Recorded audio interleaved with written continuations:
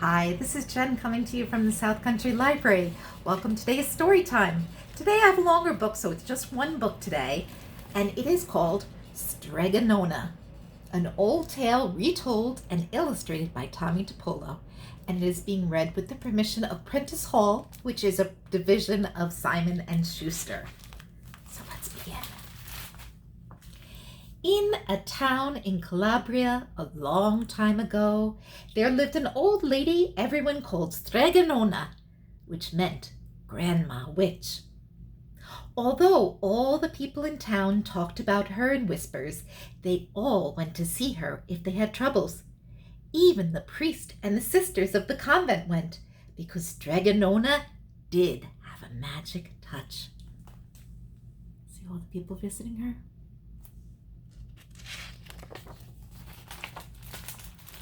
She could cure a headache with water and oil and a hairpin.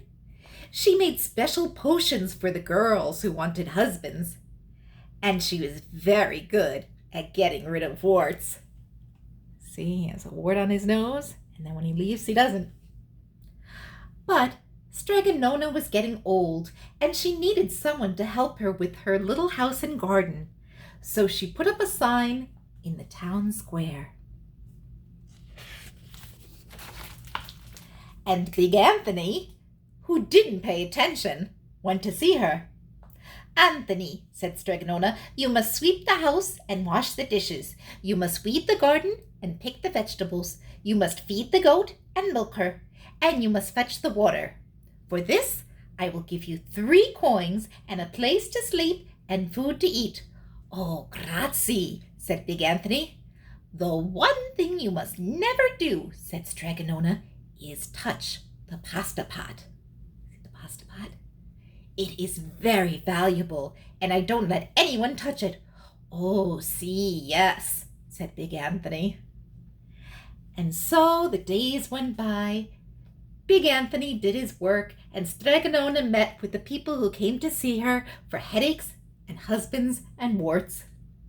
Big Anthony had a nice bed to sleep in next to the goat shed, and he had food to eat. One evening, when Big Anthony was milking the goat, he heard Strega Nona singing. Peeking in the window, he saw Strega Nona standing over the pasta pot. She sang, "Bubble, bubble, pasta pot, boil me up some pasta nice and hot. I'm hungry and it's time to sup. Boil enough pasta to fill me up." And the pasta pot bubbled and boiled and suddenly was filled with steaming hot pasta. Then Strega Nona sang, "Enough, enough, pasta pot. I have my pasta nice and hot, so simmer down my pot of clay until I'm hungry another day." "How wonderful," said Big Anthony. "That's a magic pot for sure." See him peeking in the window there? Look how excited he seems about the pot. And Strega Nona called Big Anthony in for supper. But too bad for Big Anthony, because he didn't see Strega Nona blow 3 kisses to the magic pasta pot. And this is what happened. The next day, when Big Anthony went to the town square to fetch the water, he told everyone about the pasta pot. And naturally, everyone laughed at him because it sounded so silly. A pot that cooked all by itself. "You'd better go and confess to the big priest, Big Anthony," they said. "Such a lie." And Big Anthony was very angry, and that wasn't a good thing to be.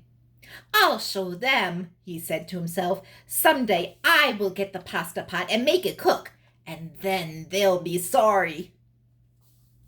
That day came sooner than even Big Anthony would have thought, because 2 days later, Strega Nona said to Big Anthony, Anthony, I must go over the mountain to the next town to see my friend Strega Amelia. Sweep the house and weed the garden.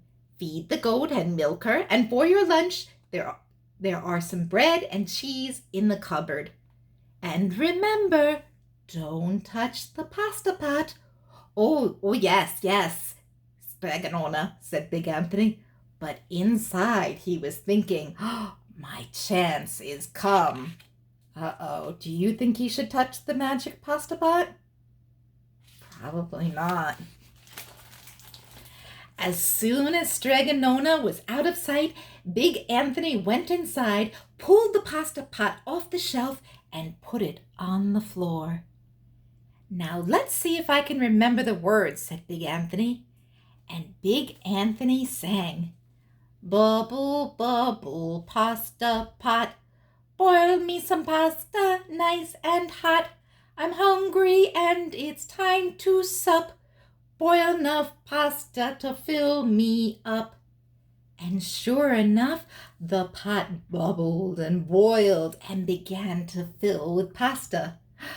Aha, said Big Anthony, and he ran to the town square, jumped on the fountain, and shouted, everyone get forks and plates and platters and bowls. Pasta for all at Strega Nona's house.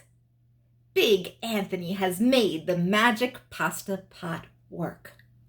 Of course, everyone laughed, but ran home to get forks and plates and platters and bowls, and sure enough, when they got to Strega Nona's house, the pasta pot was so full it was beginning to overflow. Can you see the pasta pot there? There's a little bunny watching the pasta. Big Anthony was a hero. He scooped out pasta and filled the plates and platters and bowls. There was more than enough for all the townspeople, including the priest and the sisters of the convent. And some people came back for 2 and 3 helpings, but the pot was never empty.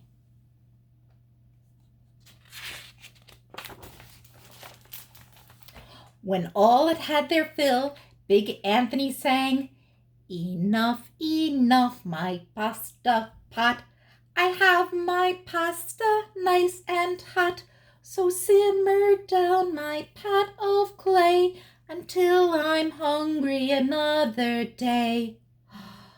But alas, he did not blow the 3 kisses. Can you imagine what might happen? Let's see. He went outside to the applause of the crowd, and Big Anthony took a bow.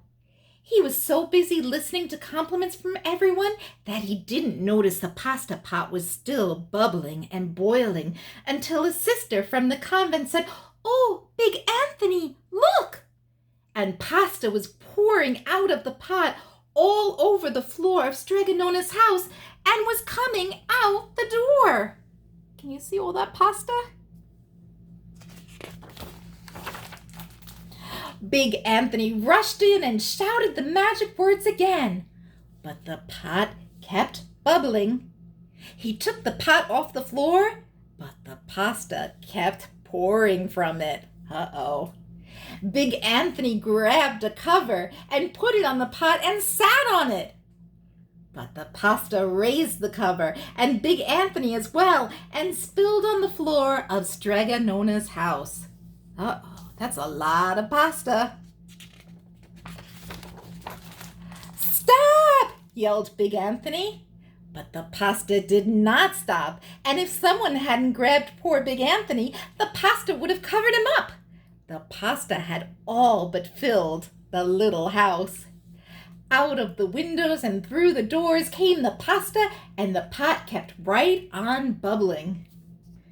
The townspeople began to worry.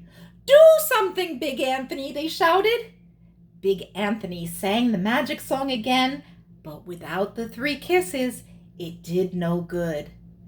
By this time, the pasta was on its way down the road, and all the people were running to keep ahead of it. Oh no, they're going to end up swimming in pasta.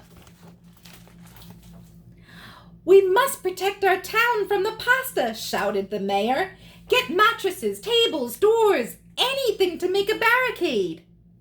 But even that didn't work. The pot kept bubbling and the pasta kept coming. Oh no.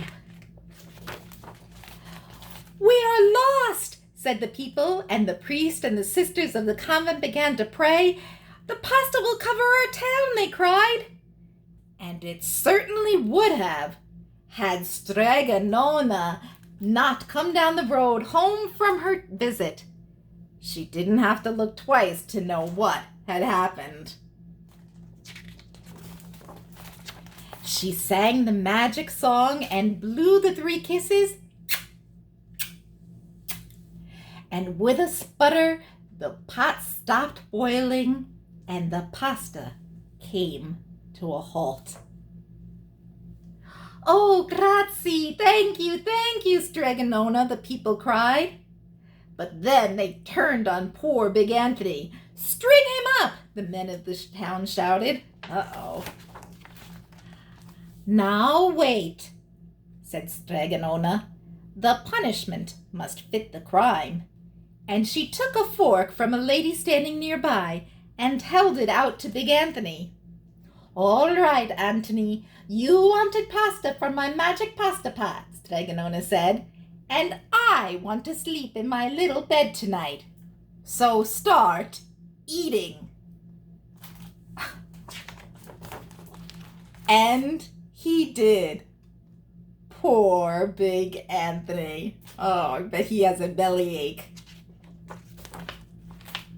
And there's Strega Nona sleeping in her bed, and there's Big Anthony sitting. Do you think he's going to want to eat any pasta for a while? No. And that is the story of Strega Nona, written, retold and illustrated by Tommy DiPolo. So thank you for joining me today, and come back on Friday for our Folktale Friday, and come back the Monday after that for another story time. Take care.